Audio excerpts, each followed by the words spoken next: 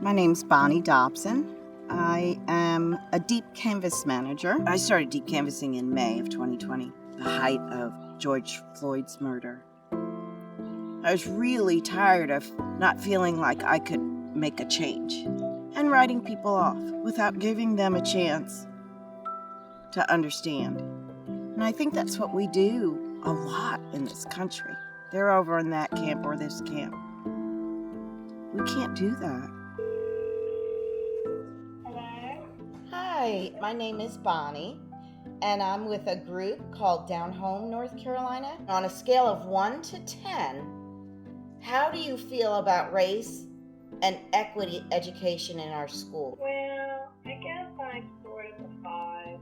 I don't know. It's a very complex issue. I grew up in a family that was kind towards black people, but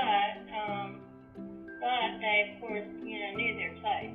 You didn't socialize with them, but you were kind to them. You know what I mean? Yeah. It's not always easy organizing in North Carolina. Once you start deep canvassing, I don't think it really gets out of your blood. I think you just continue honing that skill, really listening to folks, sharing vulnerably, being human.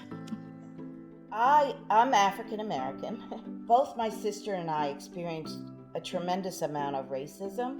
If they had taught what African Americans went through when they were brought to this country, how they were enslaved, it might have given my fellow students a little bit more compassion.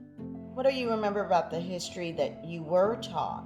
I lived a very sheltered life. When you're being taught things that aren't whole, you draw conclusions that aren't real. I learned this when I started traveling a lot and my mind started broadening. Hi, my name is Ella Barrett. I was part of the team of organizers that originally created deep canvassing in the LGBT movement way back in 2008. So deep canvassing is different from traditional canvassing in a few different ways. We've found that if we go to a door and just give them facts and tell them how they should feel, it really does not work. In deep canvassing, what we use is our own personal stories and experiences. By having this non-judgmental conversation and space to actually process and communicate with one another, it really deeply impacts both parties. As organizers, we know that in order for us to win material things for our people, we're gonna have to change hearts and minds to build sustainability, to build community. And in this moment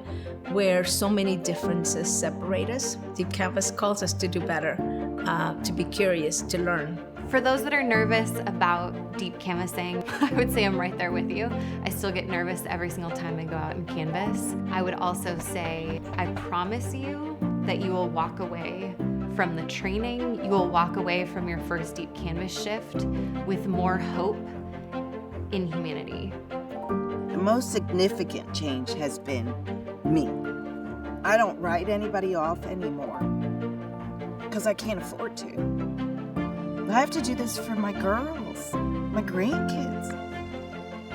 I mentioned it to my father. He's 91. He lived through Jim Crow. When I asked him, was he ever ready to give up? He said, hell no, Bonnie.